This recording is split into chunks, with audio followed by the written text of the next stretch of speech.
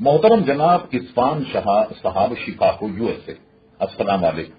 ہم آپ کے ممنون ہیں کہ آپ نے ہمیں انٹرنیٹ پر یاد فرمایا اور آپ نے ایک سوال جس کا تعلق مجدد کے معنی سے ہے آپ نے کیا۔ امید ہے کہ آپ اپنے تمام احباب شکاگو میں صاحب خیریت کے ہوں گے۔ سب سے پہلے تو آپ کے ذہن میں یہ رہے کہ ہمارے انٹرنیٹ پر جو سوالات آ رہے ہیں اس میں ایک سوال نمبر 2 جو ہے، اس سوال نمبر 2 کو آپ کیلکولیٹ کیجیے اور پچھلے ریکارڈ میں اس کو ملاحظہ فرمائیے۔ تو مجدد سے متعلق ہم نے پوری تفصیل وہاں ایک بڑی گویا تفصیل کے ساتھ میں ریکارڈ کروائی، تو آپ وہاں اس کا پورا جواب سن سکتے۔ لیکن اس کے باوجود بھی جب آپ نے پوچھا کہ مجدد کے معنی کیا، دیکھیے لفظ مجدد جو ہے یہ تجدید سے کہ اللہ تبارک و تعالی اس دنیا میں جب بھی دین مردہ ہو جائے، سنتوں پر عمل جو ہے وہ مفقود ہو جائے، دینداری جب کم پائی جائے، تو ابو داؤد شریف میں نبی کریم صلی اللہ تعالی علیہ وسلم کا ارشاد موجود ہے کہ جس کا مفہوم یہ ہے کہ بے شک اللہ تبارک و تعالی اس امت کے لیے ہر 100 سال کے سرے پر ایسے بندے پیدا کرتا رہے گا جو اس کے لیے اس امر دین کو تازہ کریں گے، یعنی وہ دین کی تجدید اور دین کا احیا کریں گے۔ اس حدیث شریف کو سنن ابو داؤد یعنی امام داؤد رحمت اللہ تعالی علیہ نے اسے نقل فرمایا۔ تو مجدد کا منصب ایک عظیم منصب ہے جو دین کی تجدید اور دین کا احیا کرتا ہے، اور اسی لیے اس کو مجدد کہتے ہیں۔ یہاں علماء کی رائے یہ ہے کہ گویا صدی کے سرے سے مراد یا تو صدی کا آخری سرا مراد اور یا یہ کہ صدی کا پہلا سرا مراد، اور بعضوں نے یہ قدغن لگائی کہ وہ مجدد جو جس صدی میں وہ آئے، گزری ہوئی صدی کا اس نے آخری حصہ پایا ہو، اور جس صدی کا وہ مجدد ہے اس نے اوائل حصہ پایا۔ فرض کیجئے جیسے اعلیٰ حضرت امام اہل سنت مولانا شاہ احمد رضا خان فاضل بریلوی رحمت اللہ علیہ کو ہم 14ویں صدی کا مجدد کہتے ہیں، تو سن عیسوی کے اعتبار سے ان کی پیدائش جو ہے وہ 1856 میں، اور اسی طرح سن ہجری کے اعتبار سے وہ 1272 میں پیدا ہوئے، اور 1272 میں جب پیدا ہوئے تو گویا وہ 13ویں صدی کا آغاز تھا، اور 1272 میں جب 14ویں صدی میں داخل ہوئے تو اعلیٰ حضرت امام اہل سنت کی شہرت پورے عالم اسلام یہاں تک کہ بلاد عرب میں بھی ہونے لگی، اور بعض علماء عرب نے اعلیٰ حضرت امام اہل سنت کی تحقیقات کو دیکھ کر کسی نے تو یہ کہہ دیا کہ اعلیٰ حضرت امام اہل سنت نبی کریم علیہ الصلوۃ والسلام کا معجزہ، اور ایک مکہ اور مدینہ شریف کے مشہور عالم دین نے تو یہ تک کہہ دیا کہ مولانا احمد رضا خان کا یہ فتویٰ اگر امام اعظم ابو حنیفہ پڑھ لیتے تو مولانا احمد رضا خان صاحب کو امام اعظم ابو حنیفہ اپنے شاگردوں کی اگلی صف میں یعنی پہلی صف میں ان کو بٹھاتے۔ تو گویا مجدد کا معنی دین کی تجدید اور دین کا احیا ہے۔ 1400 سالہ تاریخ گواہ ہے کہ جب بھی دین میں کسی قسم کا رخنہ پیدا ہوا، اللہ تبارک و تعالی نے ایسا مرد مجاہد بھیج دیا جس نے دین کا احیا اور دین کی تجدید کی۔ مثال کے طور پر آپ لیجئے خلافت راشدہ کا دور جب ختم ہوا اور آخری دور میں آ جائیے آپ کہ جب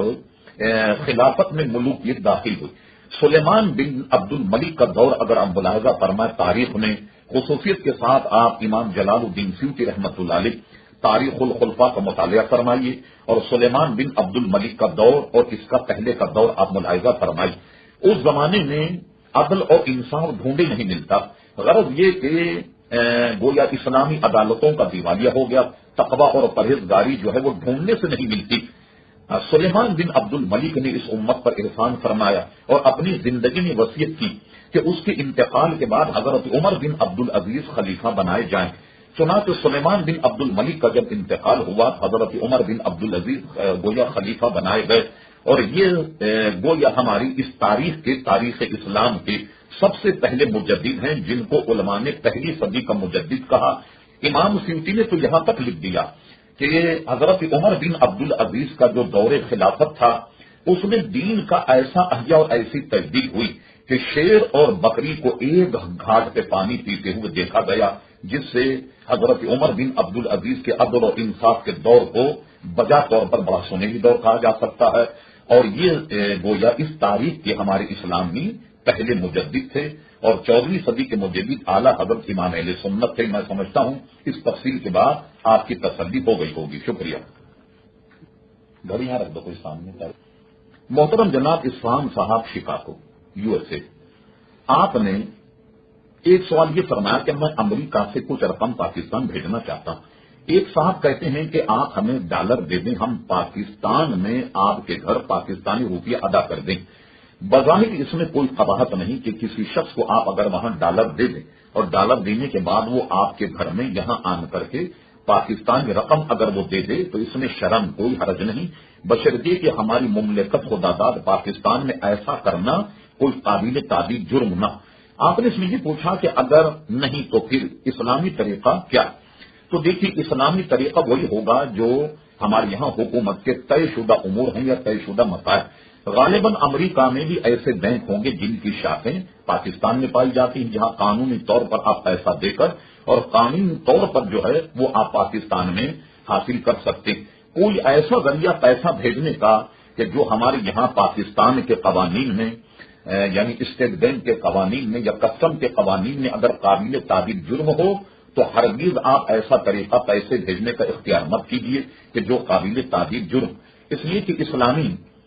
طور پر اگر ہم یہ دیکھیں تو مسئلہ یہ کہ بظاہر وہ کام کتنا ہی جائز ہو لیکن ہماری حکومت میں اگر وہ ناجائز ہو اور وہ قابل تعدیل جرم ہو تو کوئی ایسے کام کا آدمی ارتکاب نہ کرے جس سے اس کی عزت اور ناموس جو ہے وہ خطرے میں پڑ جائے. حاصل کلام یہ نکلا کہ وہاں امریکہ میں یقیناً ایسے بینک ہوں گے کہ جن میں پیسہ جمع کرانے کے بعد آپ کے اعزاء کراچی اور پاکستان سے آپ کی وہ رقم جو آپ نے امریکہ میں جمع کی ہے وہ یہاں سے جائز طریقے سے حاصل کر سکتے ہیں. تو میرے خیال میں جائز طریقہ ہی استعمال کرنا چاہیے. شکریہ.